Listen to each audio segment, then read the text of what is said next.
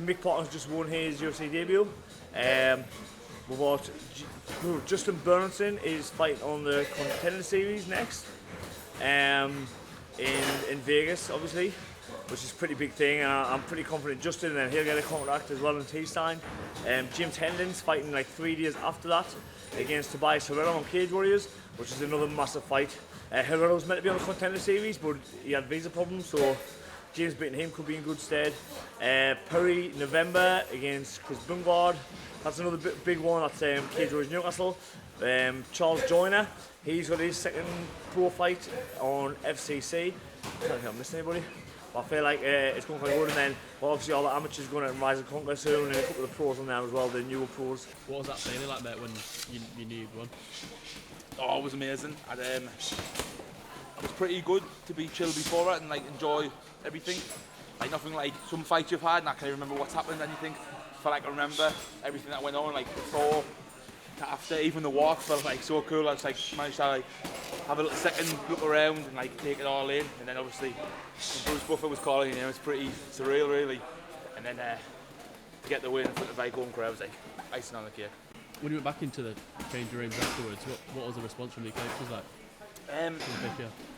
Straight after, because when you watch it live, you see it completely differently. I think Fisher thought it was a bit tighter than it actually was.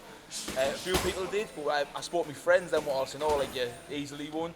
After watching it back, we realised that rounds, maybe the second one was close because of inactivity, but other than that, it was pretty clearly scored towards me. But so after I wasn't too happy, I thought, but still looking back, I do believe I think I could have got the finish. Maybe a little bit of.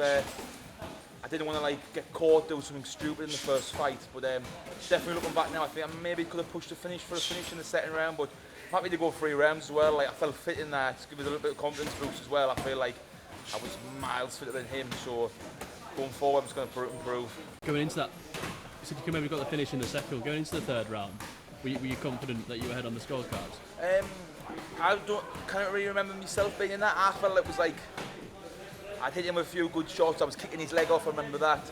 But Fisher was like, you don't know how he'll score it because of like him trying to get a takedown, me defending. So Fisher was like telling us more like it was maybe tight.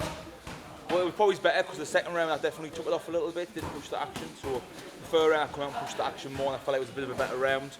Just things to work on. Like I think the second round he was tired, his leg was compromised. A few things as well. He was going southpaw. I think I should have attacked more when he was going southpaw. He wasn't comfortable fighting from that stance, but different when you're in there. I remember when I would lead, he would counter quite a bit.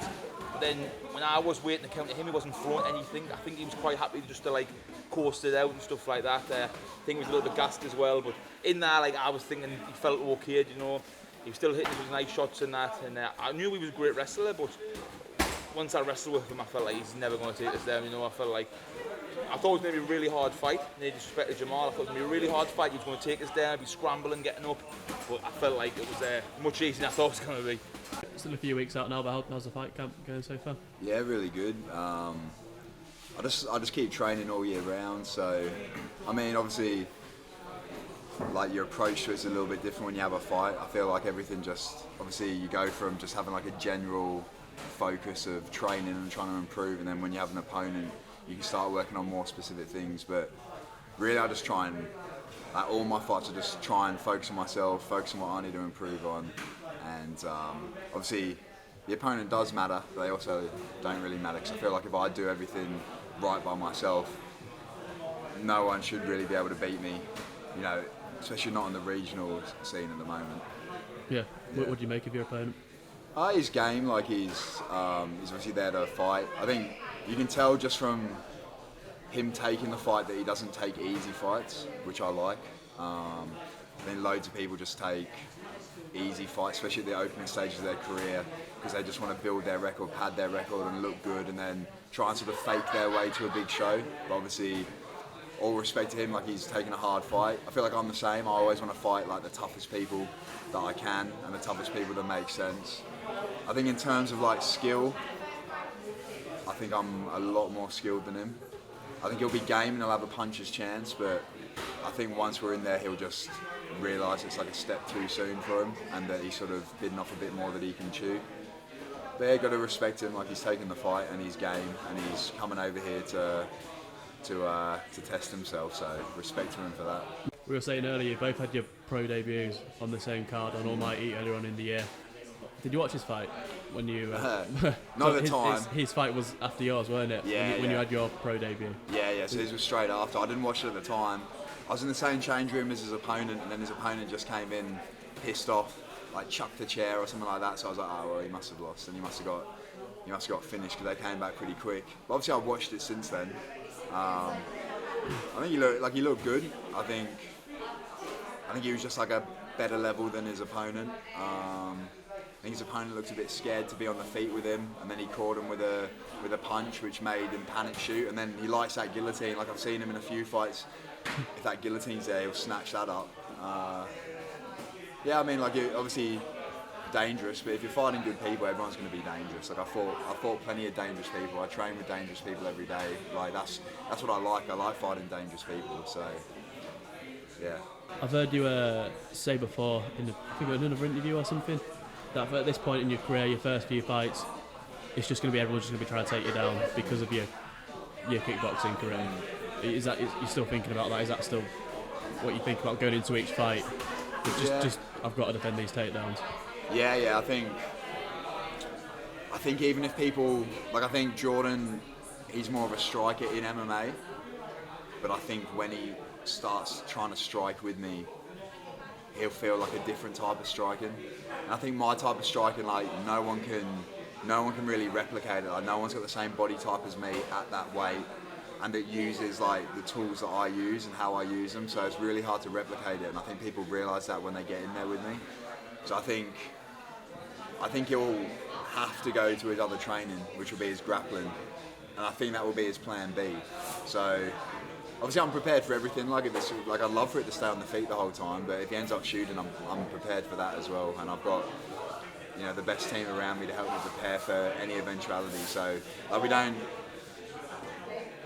just like throw things in the wind and hope something sticks. Like, everything's like methodical, and we're making sure we're like ticking a checklist and making sure that every part of the game's polished. So anywhere it goes, I'll be ready for it. But obviously, I'd love for it to stay on the feet the whole time.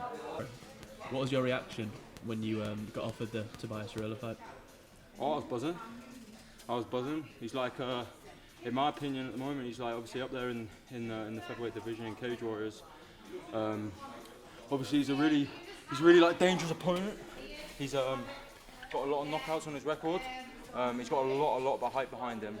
Obviously, he was meant to fight in the Dana White's Contender Series. I'm not too sure what happened there. I think it was some sort of visa issue problem or something like that. So, yeah, I couldn't have really asked for a much better opponent. Do you know what I mean? He was meant to fight in the Contender Series. He's got a lot of hype behind him. Obviously, the UFC interested him, where he wouldn't have had that fight on the Contender Series. So I was absolutely over the moon, to be honest with you, that I got such a high-ranked opponent. Go in there and beat him, get a dominant win against him, and then hopefully I get my Contender Series shot straight after that. I feel like going in there, beating Tobias in a fantastic way, going in there, finishing him, and that should stamp my spot on the Contender Series. Considering that he was meant to fight, obviously he had visa problems, etc. So go in there against a high-ranked opponent like him, go in there, get a definitive win, and then hopefully I'll get my shot, my chance at the Contender Series. He definitely seems like an opponent you can get excited about in your fight camp, someone to get you fired up. Yeah, 100%. Don't get me wrong, like, I never like overlook any opponents. I train just as hard for Tobias as I would for anyone else. When I'm signing that contract to fight someone, I'm all in. I'm all in. I live by the sword, I die by the sword, sort of thing. I give 110% every single day in the gym, outside the gym as well. Like, I live that like samurai lifestyle, that warrior lifestyle. I'm all in on this. I commit 110%. So yeah, the best I can do is just give 110% in and out the gym. And then yeah.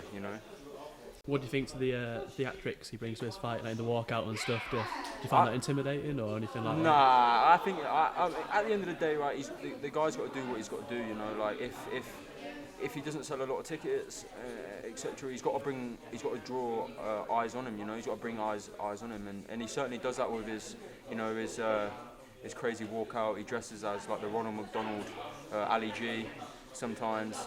So. Yeah, I mean, fair play to the guy, you know. Like, if that's his thing, that's his thing. If that's what he needs to do to draw eyes, bring eyes on him, and if that's what he's got to do when he goes and fights, then yeah, like, so be it. But it doesn't mean anything to me, you know. Like, at the end of the day, like, I know what's under that mask. You know, I know what's under that mask. It's him. So it's like, all that shit doesn't bother me. You know, it really doesn't bother me. So yeah. What can people expect from the fight? How do you see it going?